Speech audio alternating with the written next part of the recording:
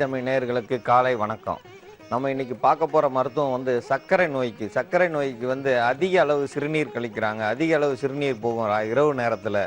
அவங்களுக்கு வந்து இது ஒரு சிறந்த மருந்து. அதிக நேரம் ராத்திரில வந்து 10 முறை எழுந்திருக்கிறோம் அப்படின்னு சொல்றாங்க. அவங்களுக்கு வந்து இது ஒரு முக்கியமான மருந்து. இதுல வந்து முக்கியமா வந்து பீர்க்கங்காய் வந்து நம்ம பயன்படுத்துறோம். பீர்க்கையை வந்து நம்ம எல்லாருமே பயன்படுத்துறது கிடையாது. ஏன் கிடையாதுன்னா, அது எல்லாமே சாதாரணமா இருக்கு. அப்போ எல்லா இடத்துலையும் கிடைக்கக்கூடியதை வந்து யாருமே நம்புறது கிடையாது, யாரும் அதை சமைக்கிறதும் கிடையாது. இந்த பீர்க்கங்காயை பயன்படுத்தும் பொழுது உடல்ல உள்ள நீர்களை வந்து வெளியேற்றம் இல்லாம இது பகல்லையே நீரை வெளியேற்றிடும், இரவுல வந்து நீரை வெளியேற்றதை கட்டுப்படுத்தும். இந்த உடல்ல உள்ள சர்க்கரையும் கட்டுப்படுத்துது. நிறைய பேருக்கு தெரியாது. ஏற்கனவே நம்ம செஞ்ச அது நூக்கல் சாப்பிட்டு நிறைய பேர் நல்லா இருக்காங்க. நிறைய பேர் வந்து சர்க்கரையினுடைய அளவு கட்டுப்பட்டுருக்கு. அதே போல நம்ம வெள்ளை வேளாங்காய் கண்டுபிடிக்க முடியல, நிறைய பேர் அவதிப்படுறாங்க. அவங்களுக்காக வேண்டியே இந்த மருந்தெல்லாம் நாங்கள் தேடி பிடிக்கும்படியா இருக்கு. இதோட சேர்ந்து இந்த வாழைப்பூவை நம்ம பயன்படுத்துறோம். வாழைப்பூ பெண்களுக்கு நல்லதை செய்யும், ஆண்களுக்கு வந்து நல்லதை செய்யும். இந்த வாழைப்பூவை வந்து நம்ம பயன்படுத்தும் பொழுது பெண்களுக்கு வந்து கர்ப்பப்பையிலிருந்து அனைத்து இடங்களையும் சுத்தம் போய் இதனுடைய துவர்ப்பு தன்மை போய் நமக்கு சர்க்கரை நோயை கட்டுப்படுத்தும். இது யாருக்குமே தெரியாது. அவங்க வந்து அந்த வாழைப்பூ வடை செய்வாங்க, வாழைப்பூ பொரியல் செய்வாங்க, வாழைப்பூவை வேற எல்லா வகையிலையும் பயன்படுத்துவாங்க. ஆனா இது சர்க்கரையை கட்டுப்படுத்தும். ஆனா வாழைத்தண்டு சாப்பிட்டோம்னா உடல் பலம் குறையும், வாழைப்பூ சாப்பிட்டோம்னா உடல் பலம் கூடும். அதனால வாழைத்தண்டு வேற, வாழைப்பூ வேற, வாழைப்பழம் வேற. இதை வந்து எல்லாத்தையும் ஒன்னா சேர்க்கக்கூடாது. வாழைப்பூ சாப்பிட்டாலும் தண்டு சாப்பிட்டாலும் ஒண்ணுதான்வாங்க. இல்ல, வாழைத்தண்டு சாப்பிட்டா உடலில் உள்ள சத்துக்கள் எல்லாம் போயிடும், நல்ல நீர் சத்து போயிடு, சதையும் எலும்பையும் பிரிச்சிடும். நிறைய பேர் சொல்லுவாங்க வாழைத்தண்டு சாப்பிடலான்னு. வாழைத்தண்டு சாப்பிட்டா உடல்ல வந்து பிரிக்க ஆரம்பிச்சிடும், எலும்பும் சதையும் பிரிக்குமே தவிர கல்லை வெளியேற்றாது. ஆனா வாழைப்பூ சாப்பிட்டோம்னா உள்ள சர்க்கரையை வந்து சரி செய்யும், சர்க்கரை நோயை கட்டுப்படுத்தும். இதனுடைய துவர்ப்பு தன்மை போய் சேரும்பொழுது சர்க்கரையை கட்டுப்படுத்தி உடலை வந்து சீரா கொண்டு வரும். இதோட சேர்ந்து சீரகத்தை பயன்படுத்துறோம். சீரகம் பயன்படுத்தும் போது உடல் சீர், நம்ம ஏற்கனவே சொல்லியிருக்கோம், சீராக இருப்பதற்கும் உடலை தங்கமாக்கும். தங்கம்னா சர்க்கரை நோயா இருக்கட்டும், எந்த நோயா இருக்கட்டும், அந்த நோயை வெளியேற்றுறதுக்கு தான் இதை பயன்படுத்துறோம். அந்த நோய் எந்த நோய் இருக்கோ அந்த நோயை வெளியேற்றும். இந்த சீரகத்தை குடிநீராக வச்சு குடிச்சோம்னா சர்க்கரை நோய் கட்டுப்படும். அந்த குடிநீராக வச்சு குடிச்சோம்னா ரொம்ப நல்லது. இந்த சீரகத்தை லேசா வறுத்து அதுல தண்ணியை ஊற்றி அதை மொத்தமா ஒரு பாட்டில் எடுத்து வச்சு எந்த நேரமும் அந்த தண்ணியை குடிச்சிட்டு வந்தாங்கன்னா அவங்க உடல் நிறமும் மாறும், சர்க்கரையும் கட்டுப்படும். அதனாலதான் நிறைய கிராமங்கள்லயும் சர்க்கரையை போட்டு குடிக்கிறாங்க. அந்த சீரக தண்ணியில வந்து சர்க்கரையை போட்டு வச்சுக்கிட்டா குழந்தைகள் அதிகம் விரும்பி சாப்பிடும். நிறம் பார்க்கும்போது கொஞ்சம் தங்க நிறமா இருக்கும் அந்த தண்ணி, ஆனா நல்ல ருசியாகவும் மணமாவும் இருக்கும். அதனால சீரகத்தை பயன்படுத்துறோம். சின்ன வெங்காயத்தை பயன்படுத்துறதுக்கு காரணம் வேகமா ரத்தத்தை உந்தி செல்லணும். சர்க்கரை நோயாளிகளுக்கு ரத்தம் வந்து வேகமா ஓடாது, அங்கங்கே வந்து ரத்தம் உறைய ஆரம்பிச்சிடும். ரத்தம் இல்ல குறைவான ரத்தம் இருக்கும், ரத்தம் ஓடாது. அந்த ஏற்கனவே நம்ம ஒரு தண்ணியில பண்ணி காமிச்சோம். அது ஏன் ஓடலைன்னா உடல்ல உள்ள உப்புத்தன்மையும் அதே மாதிரி தான் இருக்கும். சர்க்கரை உள்ளவங்களுக்கு கீழே ஃபுல்லா உடம்பு கீழ்பாகத்துல எல்லாத்துலயும் ரத்த ஓட்டம் குறைஞ்சிருக்கும். ரத்த ஓட்டம் குறைஞ்ச இடத்துலயும் ரத்தத்தை வேகமா செலுத்தக்கூடியது சின்ன வெங்காயம். இந்த சின்ன வெங்காயத்தை சாப்பிடும்போது அதிக அளவு நீர் வெளியாகும். இந்த சிறுநீர் வெளியாகும் போது சிறுநீர்ல வந்து அதிக அளவு புரதம் போகாம பாதுகாக்கக்கூடியது. இவையெல்லாம் சேரும் பொழுது இதுல காஞ்ச மிளகாய் சேர்க்கிறோம், மிளகாய் வத்தல். இந்த மிளகாய் வத்தல் சேர்க்கறதுக்கு காரணம் இதனுடைய காரத்தன்மை வந்து இவைகளை கட்டுப்படுத்த. இது கூட்டு கலவையா தான் நம்ம செய்யணும். இது எல்லாம் கூட்டு கலவையா சேரும் பொழுதுதான் இது நம்ம உடல்ல உள்ள சர்க்கரையினுடைய கட்டுப்பாடும், சர்க்கரையினுடைய தன்மையை கட்டுப்படுத்தும். சர்க்கரையில வந்த நீரிழிவு, அதிக அளவு நீர் போறதையும் கட்டுப்படுத்தும். இரவு நேரத்துல போவாங்க சிலர், பாத்தீங்கன்னா 10 முறை 15 முறை போவாங்க. அந்த ராத்திரில தூங்கவே முடியாது. பகல்ல கூட சரியாகும், ராத்திரில நிம்மதியா எல்லாரும் தூங்கிட்டு இருக்கும்போது ஒருத்தர் மட்டும் போய் அந்த விளக்க பொருத்தும் பொழுது எல்லாருக்குமே வந்து தூக்கம் கெடுதி ஆகும். அவங்க வந்து வெளியில சொல்ல முடியாம இருப்பாங்க, வேற வழி இல்லை. ஏன்னா வயசானவங்களுக்கு இந்த மாதிரி சர்க்கரை நோய் வந்திருக்கு, 10 முறை 15 முறை இரவு நேரத்துல போறாங்க. அவங்களுக்கு இது ஒரு சிறந்த மருந்து. இந்த மருந்துல வந்து இந்த பீர்க்கை வந்து எங்கேயும் கிடைக்கக்கூடியது. இது ஒரு கொடி வகையை சேர்ந்தது. பீர்க்கங்காயை வந்து நம்ம அதிகமா சாப்பிடலாம், தவறு கிடையாது. பீர்க்கங்காயை சாப்பிட உடலை வந்து சுருக்க செய்யும். அதிக கனமா உள்ளவங்க பீர்க்கங்காயை சமைச்சு சாப்பிட்டாங்க அவங்க உடல்ல உள்ள நீரை வந்து வெளியேற்றும், பகல்லையே வெளியேற்றும். பகல்ல வெளியேற்றுதுன்னா அவங்களுடைய நீர் குறைய நீர்ச்சத்து குறைஞ்சா உடம்பு வந்து நல்லா வந்து ஒரு கட்டான உடம்பா வரும். இதை யாரும் பயன்படுத்தல. கனமான உடம்புக்காரங்க இந்த சாப்பிட்டோம்னா மீண்டும் வந்து கனமாயிடுவோம்னு நினைக்கிறாங்க. பீர்க்கங்காயை அரைச்சி தடவுனா உடல்ல உள்ள நீரை எடுக்கக்கூடியது. அதே மாதிரி சமைச்சு சாப்பிட்டா உள்ள நீரை எடுத்து கழிவுகள் வழியாக, மலக்கழிவுகளாகவும் சிறுநீர் வழியாகவும் வெளியேற்றும். அப்போ வந்து சர்க்கரை வந்து கட்டுப்பட ஆரம்பிக்கும். சர்க்கரைக்கு நூக்கல் மட்டும் இல்ல, இந்த பீர்க்கங்காயம் வந்து பயன்படுத்தக்கூடியது. இது ஓரளவுக்கு கட்டுப்படுத்தும், சர்க்கரையினுடைய தன்மையை குறைக்கும். ஒரு நாளைக்கு ஒரு முறை சாப்பிட்டா போதும். இதை வந்து 10 நாளைக்கு ஒரு முறை எடுத்துக்கலாம், வாரம் ஒரு முறை எடுக்கலாம், தவறு கிடையாது. இந்த பீர்க்கங்காயை சாப்பிட சாப்பிட சிறிது இனிப்பு சுவையோடு தான் இருக்கும் பீர்க்கை. இதுல வந்து நாட்டு பீர்க்கை பார்த்தீங்கன்னா ரொம்ப சின்னதா இருக்கும். அந்த பீர்க்கை கிடைச்சா ரொம்ப நல்லது. நாட்டு பீர்க்கையில வந்து வீரியம் அதிகம், விதைகள் அதிகம், அதனுடைய தன்மைகள் அதிகம். அது வந்து உடல்ல வந்து அதிக அளவு வேலை செய்யும். இன்னைக்கு கிடைக்கிற காயை வச்சு, இன்னைக்கு கிடைக்கிற மூலிகை வச்சு தான் நம்ம மருந்து தயாரிக்கிறோம். அதுல தயாரிக்கிறதுல சர்க்கரைக்குன்னு ஒரு மருந்து அப்படின்னு ஒண்ணு கிடையாது. சர்க்கரையா நீங்க சரியான முறையில உணவு எடுத்துக்கிட்டா சர்க்கரை தானாக போயிடும். நீங்க சிறுதானியங்களை பயன்படுத்துங்க, சர்க்கரை தன்னால கொஞ்சம் கொஞ்சமா வெளியாகும். நான் வாழ்நாள் முழுவதும் ஊசி போட்டுக்கிட்டு இருக்கேன் அப்படின்றாங்க. அவங்களுக்கு இந்த காய்கறிகள்லயே நம்ம வந்து சர்க்கரையை கட்டுப்படுத்தலாம். இந்த காய்கறிகள் மட்டும் இல்ல, உணவு பழக்கத்துல மாத்தினீங்கன்னா அந்த சர்க்கரை கட்டுப்படும். சர்க்கரையை கண்டு பயப்படாம எந்த ஒரு நோயா இருந்தாலும் அந்த நோயை திரட்டி அடிக்கணும். அந்த நோயிலிருந்து தப்பிக்கணும்னா, நம்ம உடம்புக்குள்ள இருக்கிற அனைத்து பாகமும் சரியாகணும்னா, இது போல காய்கறியில் உள்ள தன்மைகளை தெரிஞ்சுக்கணும். சர்க்கரை நோயிலிருந்து விடுபடுறதுக்கும், அதிக அளவு சிறுநீர் கழிக்கிறதுல இருந்து விடுபடுறதுக்கான மருந்தை இப்ப நம்ம தயாரிக்கிறோம். இந்த சர்க்கரை நோய்க்கான மருந்து இப்ப நம்ம தயாரிக்க போறோம். இதுல வந்து பீர்க்கங்காயை வந்து அப்படியே நறுக்கி போடக்கூடாது. பீர்க்கங்காயில இந்த வரியா இருக்கிறத வந்து கண்டிப்பா எடுக்கணும். வரியா இருக்கிறத எடுக்கிறது ஏன் எடுக்கணும்னா, இது தொங்கிக்கிட்டு இருக்கும்போது இது மேல பச்சை பாம்பு போகும். பச்சை பாம்போ அல்லது வேற பாம்புகள் போனா அந்த காய் வந்து கசப்பு தன்மையை உண்டு ஆயிரும். அந்த காய் வந்து அந்த உடல்ல இருக்கிற விஷத்தன்மையை பட்டிருக்கும். அதனால இந்த பீர்க்கங்காயை இந்த மாதிரி முதல்ல அதனுடைய வரியா இருக்கிறத வந்து நம்ம லேசா இந்த மாதிரி சுரண்டி எடுத்துடணும். இந்த மாதிரி அந்த வரித்தன்மையை எடுத்துடணும். வரியோட போட்டோம்னா அதுல வந்து பாம்பு போயிருந்தாலோ அதனுடைய நச்சுத்தன்மை, அதனுடைய உடல்ல உள்ள விஷத்தன்மை இருக்கும். அப்போ வந்து லேசா கசக்க ஆரம்பிச்சிடும், சிலருக்கு வந்து சேராது. அதனால இந்த பீர்க்கையை மட்டும் இந்த வரியை பிரிச்சு எடுக்கணும். இந்த வரி மேல பாம்பு போகும்போது உள்ள வந்து பாம்பினுடைய உடல் படாது, மேலேயே அப்படியே தட்டி மேலாமலே போயிடும். அந்த மேலாமல போனதால இதுல நஞ்சுத்தன்மை இருந்தாலும் இருக்கலாம். அதனாலதான் இதை சுரண்டி எடுக்கிறோம். இதை சுரண்டி எடுக்காம சமைக்க கூடாது. ஏன்னா எப்போ எந்த பூச்சி போயிருந்தாலும் இதுல உள் பாகம் படாம மேலேயே தான் ஓடும். அப்படி ஓடும் பொழுது இந்த வரி மேலதான் அதனுடைய உடல் பட்டிருக்கும். அதனால இந்த வரியை மட்டும் நல்லா சுரண்டி எடுத்துக்கிட்டா போதுமானது. சுரண்டி எடுத்ததை நம்ம இந்த பொடியா இந்த மாதிரி நறுக்கிக்கணும். சிறிதளவா சிறு துண்டுகளாக நறுக்கி எடுத்துக்கணும். இந்த சிறு துண்டுகளாக நறுக்கி எடுத்து தான் இதை பயன்படுத்தணும். இதுல வந்து நல்லெண்ணெயை பயன்படுத்திக்கணும். நல்லெண்ணெயை வந்து பயன்படுத்தி அதுல வந்து பீர்க்கங்காயை பொடியா நறுக்கி எடுத்துருக்கணும். நறுக்கி எடுத்ததை தான் நம்ம பயன்படுத்தணும். இதை பீர்க்கங்காயை நறுக்கும் போது அந்த தோலை சீவும் போதே லேசா தொட்டு நக்கி பார்த்தோம்னா அதனுடைய கசப்பு தன்மை இருந்தா கண்டிப்பா அந்த காயை எடுத்து கீழே வச்சிருங்க. அது அதிக விஷம் உள்ள பாம்பு போயிருந்தாதான் அந்த காய் கசக்கும். அந்த காயை நக்கி இந்த மாதிரி ஒரு காய் எடுத்து லேசா நக்கி பார்த்தோம்னா தெரிஞ்சிடும். அதுல வந்து நல்ல இனிப்பு சுவையா இருந்ததுன்னா அந்த காயில எந்த ஒரு பூச்சியும் போலன்னு. இப்படி நக்குனதுமே கசக்குதுன்னா அது ஏதோ விஷப்பாம்பு, ஏதோ பூச்சி போயிருக்கு, விஷத்தன்மை உள்ளது இருக்கும். அதனால பீர்க்கங்காயை வந்து நேரடியா பார்க்க முடியாது. அறுக்கும் பொழுது அறுத்துட்டு லேசா ருசி பார்த்தா தான் தெரியும். அப்போ வந்து மேல உள்ள தோள்களை நம்ம சுரண்டி எடுத்தோம்னா விஷத்தன்மை மேலேயே போயிடும். சிலர் அப்படியே நறுக்கி போட்டு குழம்பு முழுவதும் கசப்பு தன்மை இருக்கும், ஒவ்வாமையாகி வாந்தி வந்துடும். அந்த மாதிரி வரக்கூடாது. இந்த கூட்டு பொரியல்ல செஞ்சாலும் சரி, இந்த மருந்து தயாரிச்சாலும் சரி, இந்த பீர்க்கங்காய்க்கு மட்டும் தோலை கண்டிப்பா சீவி ஆகணும். தோலை வந்து சுத்தப்படுத்தும் பொழுது நம்ம அந்த வரியா இருக்கிறது எடுத்தோம்னா தான் நல்லது. இந்த வரியை எடுக்காம செய்யும் போது அதுல உள்ள விஷத்தன்மை நமக்கும் போய் சேரும். அது தோல் நோயாக மாறுறதுக்கு வாய்ப்பு இருக்கு. அதனால அதை வந்து சுரண்டி எடுத்துட்டு தான் நம்ம இந்த மாதிரி பயன்படுத்தணும். முதல்ல வந்து அந்த பீர்க்கங்காயை வந்து அதனுடைய தண்ணியில இதுல எந்த தண்ணியும் சேர்க்கக்கூடாது. தண்ணீரே சேர்க்காம அதில் வந்து முதல்ல நம்ம பயன்படுத்துகிறோம். சின்ன வெங்காயத்தை இப்போ ஒரு 10 கிராம் அளவுக்கு போட்டிருக்கோம் எண்ணெயில். சின்ன வெங்காயத்தை நம்ம பயன்படுத்துகிறோம். சின்ன வெங்காயம் சிறிதளவு வதங்கியதுமே இந்த பீர்க்கங்காயை அதோட சேர்க்கணும். பீர்க்கங்காய் சேர்க்கும் போது பீர்க்கங்காயில் உள்ள நீர்கள் வந்து இறங்க ஆரம்பிச்சிடும். பீர்க்கங்காயில் வந்து அதிக அளவு நீர்ச்சத்து இருக்கு. அந்த நீர்ச்சத்து வந்து இறங்கினா தான் நல்லது.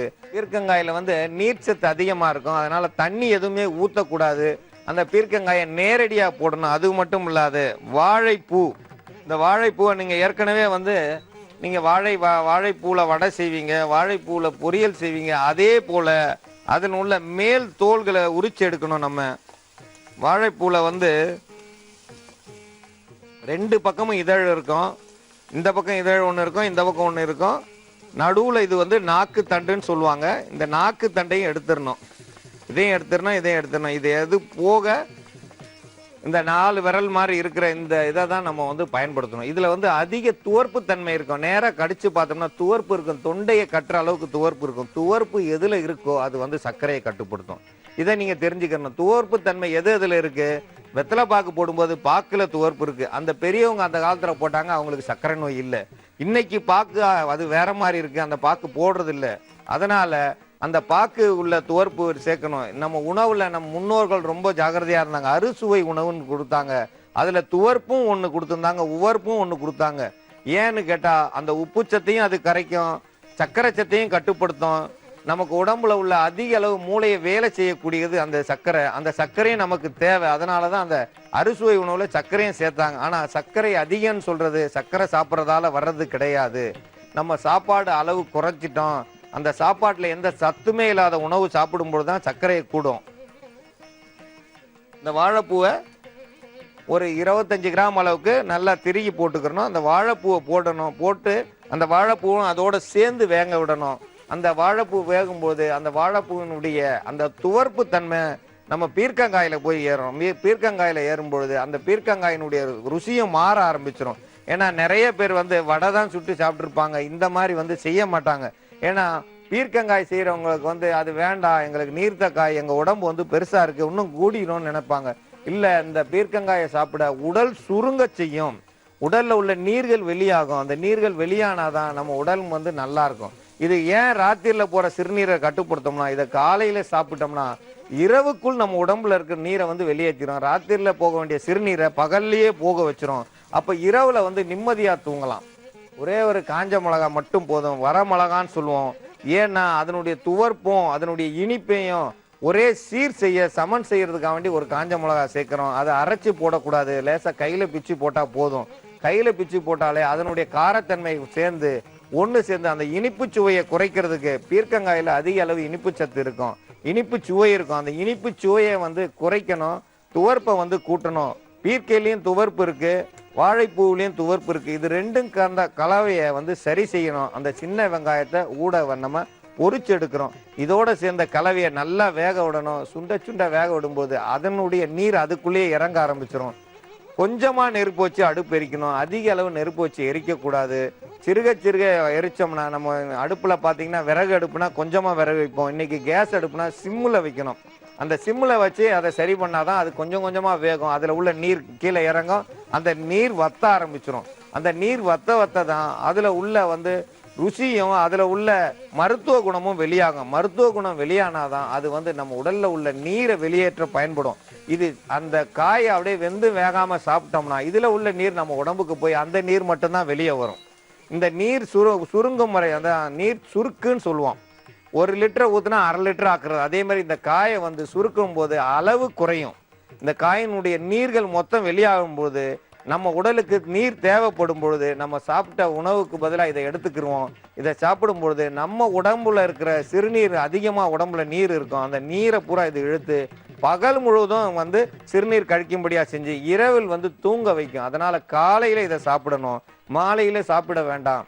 காலையில சாப்பிட்டோம்னா நல்லது. சீரகம் எல்லாம் இறக்க போகும்போது சீரகத்தை சேர்க்கிறோம்னா, சீரகம் வந்து வேகாத நிலையில தான் சாப்பிடணும். சீரகத்தை பொரிச்சோ வேக வச்சு சாப்பிட்டோம்னா அதனுடைய முழு பலன் கிடைக்காது. உடல்ல உள்ள நீர்கள் வந்து காலையில இதை ஒரு கிண்ணத்து அளவுக்கு சாப்பிட்டு நீ நடைபயிற்சி செஞ்சீங்கன்னா அதிக அளவு நீர் போகும். நீர் போயிட்டு மத்தியானத்துக்குள்ள நம்ம உடல்ல எவ்வளவு சிறுநீர் போகணும்னு இரவு நேரத்துல போச்சோ அது முழுவதும் பகல்லையே போயிடும். பகல்ல போனா இரவில் நிம்மதியாக தூங்கலாம். சர்க்கரையினுடைய அளவு கண்டிப்பா குறையும். சர்க்கரையினுடைய அளவை நீங்க போய் ஒரு வாரத்துக்கு அப்புறம் பாத்தீங்கன்னா சர்க்கரையினுடைய அளவு குறைஞ்சிருக்கும். அந்த அதிக அளவு சிறுநீர் கழிக்கிறவங்க வந்து அந்த சிறுநீர் கழிக்காம இருப்பாங்க. உடல் வந்து ஆரோக்கியத்தை கூட்டும். இந்த சர்க்கரை நோய்க்கு வந்து இது வந்து சிறந்த மருந்து. சிறுநீர் அதிகம் போறவங்களுக்கு இதனுடைய மனமே வந்து யாரையும் சாப்பிட சொல்லும். சிறுவர்களும் சாப்பிடலாம், பெரியவங்க சாப்பிடலாம். சர்க்கரை நோய் வந்தவங்க தான் சாப்பிடணுன்ற அவசியம் கிடையாது. இது குடும்பத்துல எல்லாருமே சாப்பிடலாம். எல்லாரும் சாப்பிட்டோம்னா சர்க்கரை நோய் வராது. நாங்கெல்லாம் சாப்பிட்றோம், எவ்வளோ வேணாலும் இனிப்பு பலகாரம் சாப்பிட்றோம். இந்த மாதிரி தினந்தோறும் நாங்கள் சாப்பிடுவோம். வாரம் 2 முறையாவது பீர்க்கங்காய் எடுத்துக்கிறோம். வாரம் 2 முறை எடுத்தாலே நம்ம உடம்புல சர்க்கரை வந்து கட்டுப்படும். அந்த அளவுக்கு இருக்கும். இதுல எந்த ஒரு குறைபாடும் வராது. அந்த என்ன சொல்லுவாங்க, சர்க்கரை குறைஞ்சிருச்சுன்னு அந்த அளவு குறைக்காது, சமன் அளவுல வச்சிருக்கோம். அதனால இது சர்க்கரை நோய், நீரிழிவு நோய், அதிக சிறுநீர் கழிக்கிறவங்க இந்த காயை வந்து மருந்தா பயன்படுத்தாம உணவா பயன்படுத்தி எல்லாரும் வந்து நல்ல நிலையில இருக்கணுன்றதுக்காக இதெல்லாம் செய்யறோம். பக்கத்துல இருக்கிறத வச்சு மருத்துவம் செஞ்சு நம்ம உடலை காப்பாற்ற வேண்டும் என்று கேட்டுக்கொள்கிறேன். இப்பொழுது மூக்கு ஒழுக்கு அப்படின்னு சொல்லுவோம். ஏன்னா எந்த நேரமும் மூக்கு ஒழுகிட்டே இருக்கும். சிலருக்கு எந்த வெயிலா இருந்தாலும் அவங்களுக்கு மூக்கு ஒழுகிட்டு இருக்கும். மழை காலத்திலேயே மூக்கு ஒழுகும். அவங்களுக்கான மருத்துவம். மூக்கு ஒழுகிறதுக்கு நம்ம மருந்து தேடி போய் எதையும் செய்ய வேண்டிய அவசியம் இல்லை. ஏன்னா எல்லாமே நம்மக்கிட்ட கிடைக்கிறது தான். துளசி நம்ம வீட்டு மாடத்தில் இருக்கும், இல்லைன்னா எல்லா இடத்துலையும் கிடைக்கும். பூக்கடையில் நீங்கள் மாலை வாங்கினீங்கனாலோ அல்லது பெருமாள் கோயிலுக்கு போனாலோ துளசி நிறைய கிடைக்கும். அதனால் துளசியை நீங்கள் பயன்படுத்தணும். துளசியை பயன்படுத்தும் போது மூக்கொழுக்குக்கு கண்டிப்பாக அது பயன்படும். இதோடு சேர்த்து வெத்தலை கண்டிப்பாக எல்லா கடையிலையும் கிடைக்கும். நம்ம கடையில் கிடைக்கிறதால நம்ம தேடி போக வேண்டியதில்லை. வெத்தலை வந்து கொடி வகை. இந்த துளசி செடி வகை. கொடியும் செடியும் சேர்ந்து நமக்கு மூக்கொழுக்க சரி செய்யும். இதோடு சேர்த்து முள்ளங்கி, இந்த முள்ளங்கியை சாப்பிட்டாலே மூக்கு கண்டிப்பாக வேர்க்கும். மூக்கு வேர்க்கிற அளவுக்கு இந்த முள்ளங்கியினுடைய தன்மை இருக்குது. முள்ளங்கி சாப்பிட்டோம்னா கண்டிப்பாக மூக்கு வேர்க்கும், முகம் வேர்க்கும். உள்ளுக்குள்ளே இறங்க வேண்டிய நீர் வெளியே தோலுக்கு வெளியே வந்துடும். இந்த முள்ளங்கி மட்டுமல்லாது நமக்கு சின்ன வெங்காயத்தை இதை சாம்பார் வெங்காயம்னு சொல்கிறாங்க. இந்த சின்ன வெங்காயத்தை நம்ம பயன்படுத்தினோம்னா எவ்வளவு சளியாக இருந்தாலும் மூக்கொழுக்காக இருந்தாலும் கண்டிப்பாக நிப்பாட்டும். இதோட சேர்ந்து மிளகு வந்து ஒரு 20 மிளகு சேர்த்தா போதும். இந்த மிளகை ஒரு 20 மிளகு சேர்த்தோம்னா அந்த எந்த அளவுக்கு மூக்கொழுக்காக இருந்தாலும் அது கண்டிப்பாக கட்டுப்படுத்தும். இதனுடைய கலவையை சேர்ந்து கலவையாக நம்ம மருந்தாக பயன்படுத்துகிறோம். இதற்கு பொரிகடலைன்னு சொல்கிறோம், இங்கே உடைச்ச கடலைன்னு சொல்கிறாங்க. இது சுண்டல் கடலையை பொரிச்சு எடுத்ததால் நாம் கிராமத்தில் பொரிகடலையும் இங்கே உடைச்சி கொடுக்கறதால இதுக்கு பேர் உடைச்ச கடலைன்னு பேர் இருக்குது. இதை வந்து சட்னிக்கு பயன்படுத்துகிறாங்க. ஏன்னா உடம்புல உள்ள நீரை வந்து இது உறிஞ்சக்கூடிய தன்மை உடையது இந்த பொரிகடலை. இந்த உடைச்ச கடலைன்னு சொல்கிறோம். இந்த உடைச்ச கடலையை இதோட சேர்த்து மருந்தாக பயன்படுத்தலை, நம்ம உணவாக பயன்படுத்துகிறோம். ஏன்னா இதை வச்சு வேக வைக்கிறதோ எதுவும் கிடையாது. நேரடி கலவை. இது நேரடி கலவையாக சாப்பிட்டுக்கிட்டு கையில் எடுத்து நீங்கள் சாப்பிட்டுக்கிட்டே போனீங்கன்னா மூக்கொழுகிறது 5 நிமிஷம் பொறுத்து கண்டிப்பாக நின்றுடும். மூக்கொழுக்கு நின்றுச்சுன்னா நீங்கள் வந்து இதனுடைய தேவையை மறுநாள் வேணும்னா சாப்பிட்லாம். அதோட மூக்கொழுக்கு நின்றுச்சுன்னா நிப்பாட்டிடலாம். அதையும் மீறி மூக்கொழுகிட்டே இருக்குன்னா அவங்களுக்கு சத்து பற்றாக்குறை இருக்குன்னு அர்த்தம். சத்து பற்றாக்குறை இருந்தால் எந்த ஒரு நிலையும் அவங்களுக்கு சேராது. எந்த ஒரு நிலைன்னா தட்பவெட்ப நிலைன்னா வெயிலோ அல்லது குளிரோ அல்லது இதமான சூடோ எதுவுமே ஒத்துக்கொள்ளாது. அவங்க ஏசி ரூமுக்குள்ளே போயிட்டு வந்தாலோ அல்லது குளிர்ச்சியான பானங்கள் சாப்பிட்டாலோ ஒத்துக்கிறாது. இல்லை வெயிலில் போயிட்டு வந்து தலையில் வேர்த்து இருந்தாலும் அப்படியே மூக்கொழுக்காயிடும். இது வெயிலும் சேராது, பனியும் சேராது. அவங்களுக்கு வந்து கண்டிப்பாக இது கொஞ்சம் கொஞ்சமாக தான் வேலை செய்யும். பொரிகடலை 50 கிராம் அளவுக்கு எடுத்துக்கிறணும். மிளகு 20 எண்ணிக்கையில் இருக்கணும். வெங்காயம் ஒரு சின்ன வெங்காயம், சாம்பார் வெங்காயன்றது ஒரு 2 வெங்காயம் எடுத்துக்கிறணும். முள்ளங்கி ஒரு முள்ளங்கி அளவு, ஒரு முள்ளங்கினா குறைஞ்சது ஒரு 50 கிராம் அளவுக்காவது முள்ளங்கி இருக்கணும். ஏன்னா முள்ளங்கி சேர்த்தோம்னா தான் சீக்கிரம் குணமாகும். இதோட சேர்ந்து துளசி ஒரு 10 கிராமும் ஒரு வெத்தலையும் நம்ம எடுத்துக்கிட்டோம்னா இந்த மூக்கொழுக்கு வந்து கண்டிப்பாக கட்டுப்படும். இது கலந்த கலவையா? இப்போ வந்து நம்ம கலவையை பார்ப்போம். இந்த கலவைக்கு ஆன மருத்துவத்தை ஏன் இந்த மாதிரி செய்கிறோம், இதை ஏன் பொரிக்கலை வறுக்கலைன்னு சொன்னோம்னா இது எல்லாமே நம்ம கையிலேயே கிடைக்குது. இது நேரடியாக சாப்பிட வேண்டியது. கிராமப்புறங்களில் எல்லாத்தையும் கையில் பிடுங்கி வச்சுட்டு போயிட்டே இருக்கும்போதே சாப்பிட்ருவாங்க. நகர்ப்புறங்களில் எல்லாமே மருந்து தான், எதுக்கெடுத்தாலும் மருந்து தான். ஏன்னா அவங்க ஆஸ்பத்திரிக்கு போகாமல் கை மருத்துவன்றது யாருக்குமே தெரியாது. கை மருத்துவம் என்ன, நம் முன்னோர்கள் விட்டு போன மருத்துவம் தான். நாம் ஒன்றும் புதுசாக ஒன்றும் கண்டுபிடிக்கலை. அவங்க செஞ்சதை நம்ம திருப்பி செய்கிறோம். அதை நமக்கு சொல்லி கொடுத்த போது நம்ம கற்றுக்கிறல. இன்னைக்கு நம்ம இதை பார்க்கும்போது இத்தனை ஒரு சிறு இதுலேயே இவ்வளவு நோய் கட்டுப்படுதேன்னு நம்ம நினைக்கிறோம். ஏன்னா கண்டிப்பாக கட்டுப்படும். ஏன்னா அந்த மிளகு வந்து எவ்வளவு சளியாக இருந்தாலும் உடைக்கக்கூடியது.